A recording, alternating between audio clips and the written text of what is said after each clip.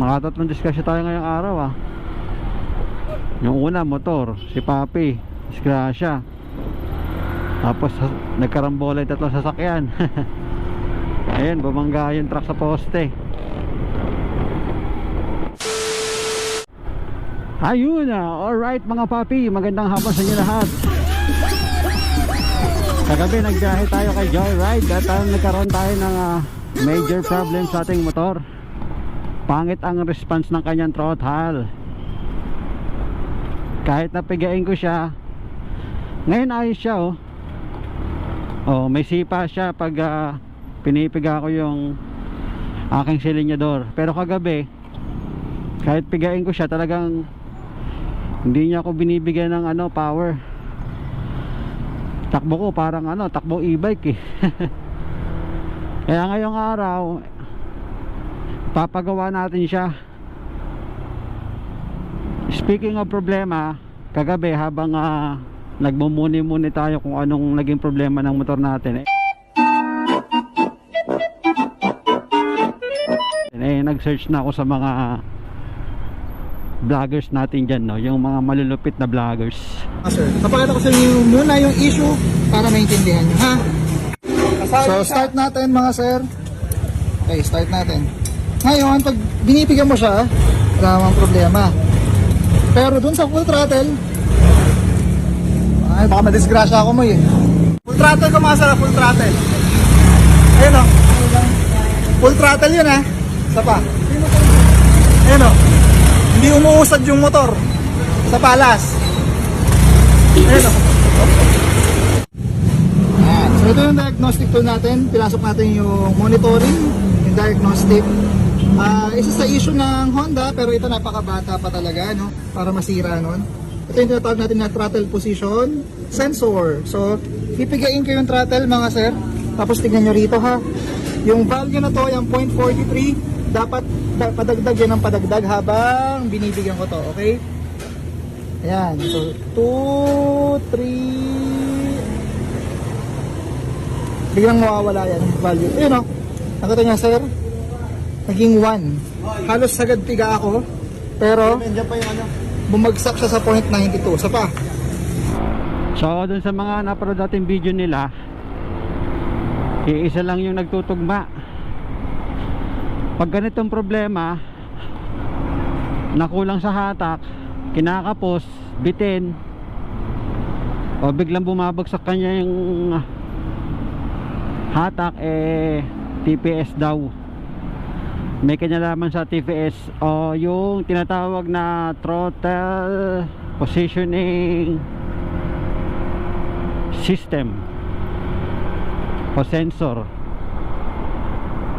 Ito yung nagbibigay ng signal sa makina pag kailangan mo siya ng power or pag pinipiga mo yung silinyador mo. So sa'yo nagbibigay ng signal na kailangan mo ng power pag pinaga mo na yung iyong silinyador. So ayun nga, ibig sabihin pag hindi siya nagre-respond ng maayos sa pagpiga mo, so yun ang problema, yung TPS mo. Kahit anong piga mo dyan, kung naglolo ko na yung TPS mo, wala na talaga. Kailangan mo nang ipaayos dahil napakadelikado Papi. Based sa experience ko kagabi, bawa ito, tumatakbo ko ngayon ng 60, tapos bigla ka mag-overtake. Kung kailan ka mag-overtake, saka ka mawawala ng hatak. Alam mo yun, kahit napigain mo yung silinyador hindi ka uusad. Delikado yun Papi pag nasa gitna ka ng pag o-overtake tapos may makakasalubong ka, bigla kang babagal, wait, good luck sa St. Peter.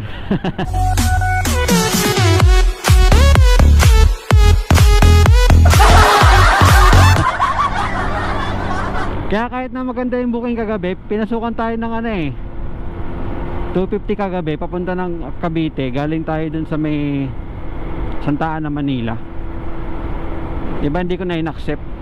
Dahil nga yun, paano kung mabigat yung magiging pasahero natin, di yari na. Nakauwi tayo kagabi, ano na eh, 1:45 ng madaling araw. Uy papi, disgrasya.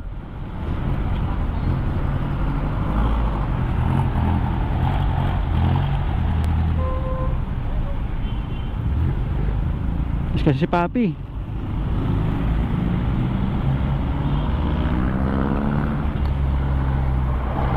Sana ayos lang. Ayos lang siya, no? At konti lang tama niya. RS tayo mga papi. Kailangan maging maingat tayo sa kalsada, lalo na dito sa may parteng Commonwealth, dahil may mga makakasabay tayo talaga mabibilis. Alalay lang saka ano, kailangan laging present of mind, laging alerto, kasi mahirap.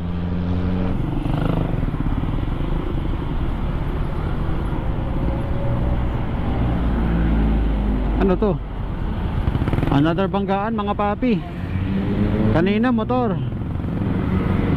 ngayon naman kotse. Mukhang karambola sila,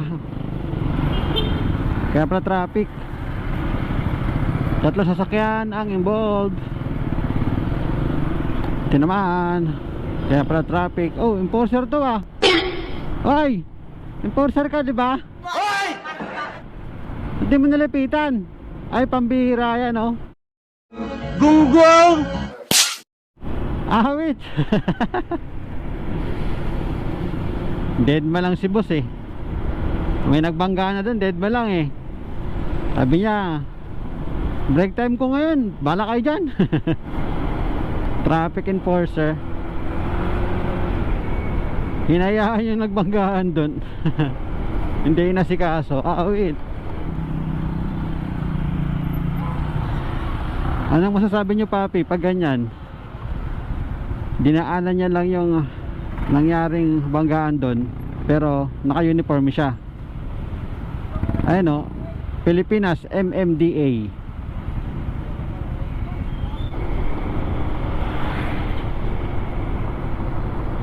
Napuntahan ko na nga pala papi yung ano, shop na dapat kong puntahan, kaso ang problema, wala silang available na pyesa na TPS.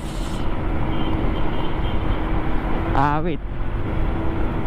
Kaya nag-decide ako pumunta kay Sir Mel sa San Jose del Monte, Bulacan. Alright. Sana dun meron na no, hopefully. Kasi napanood ko yung video niya same ng problema sa motor ko. So nagbabaka sakali ako na baka meron siyang pyesa dun. Sana meron no, kasi magbabiyahe pa tayo mamayang gabi. Ayan ang oras na. So sadyain natin si boss kasi matagal niya na akong subscriber, 1 year na. So marami na rin ako mga napapanood sa mga video niya kung paano siya gumawa ng motor. So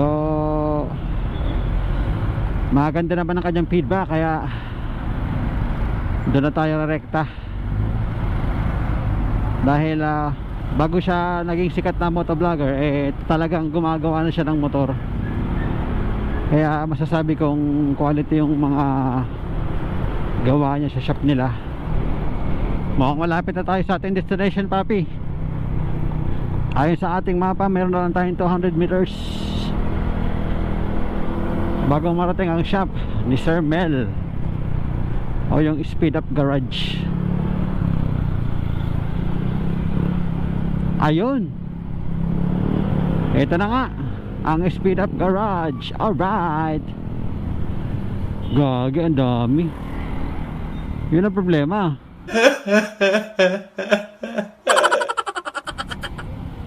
Dami nag-aantay. Wait.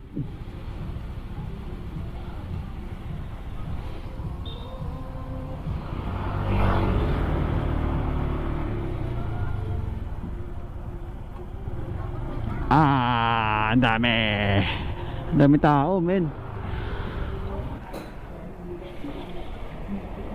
Ayun papi, nakapag-inquire na tayo. Kaso ang dami. Cut off na daw sila.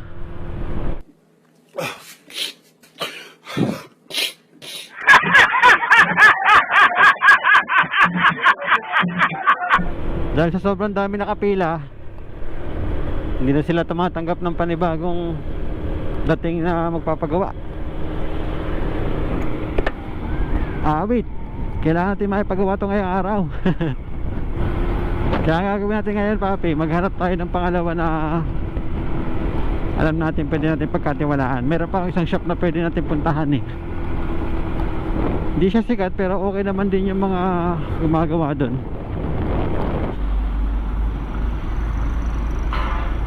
Nako po, disgrasya, papi. Another disgrasya again. Bumangga yung truck sa poste.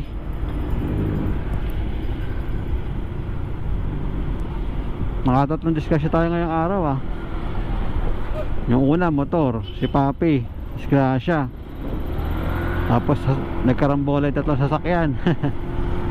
Ayun, bumangga yung truck sa poste.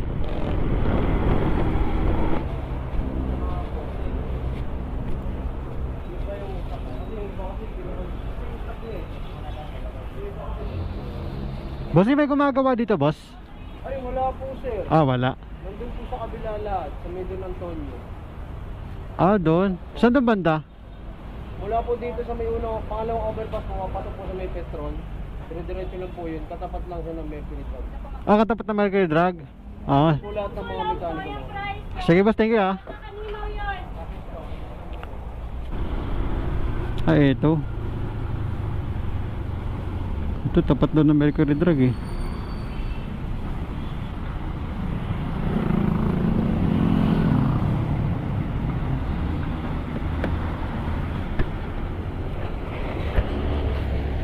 Ayun, Unicross sa kabila.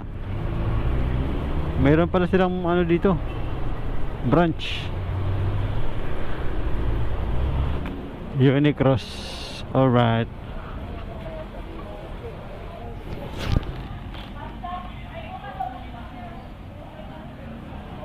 Bossing, mahaba po yung pila sa pagpapagawa. Mahaba yung pila sa pagpapagawa. Ewan ko, tanong-tanong mo dito kung alas lang rin. Pwede ba pong magpagawa? Pwede ba pong ano? Opo. Yung sa Honda Click po yung ano lang niya, yung biglang bumabagsak yung hatak niya. Ano gagawin? Ay boss, yung sa akin boss. Bigla kasing ano, bigla nawawala yung hatak niya. Minsan okay siya, minsan bigla na lang nawawala. Kahit anong ano ko, tigas sa linyador ko, walang binibigay na hatak. Meron sobrang konti. Ngayon ayos siya. Tapos may mga oras na bigla na lang nawawala.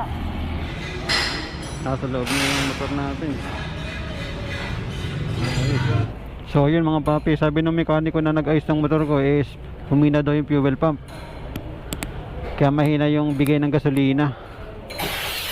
Ngayon daw, okay pa naman siya. Pwede pang pagtyagaan. Pero once na hindi na siya nagbago or hindi na bumalik sa dati, yun na, palitan na raw yung fuel pump.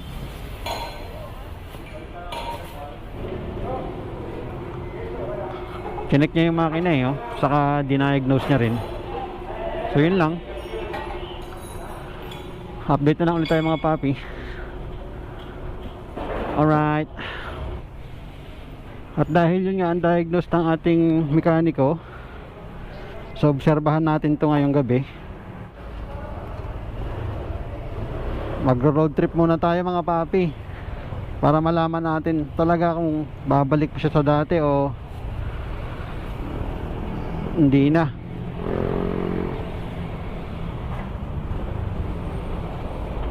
Ang oras natin ay 4:45. Ayun, bumalik na yung normal na sipa niya. Oh.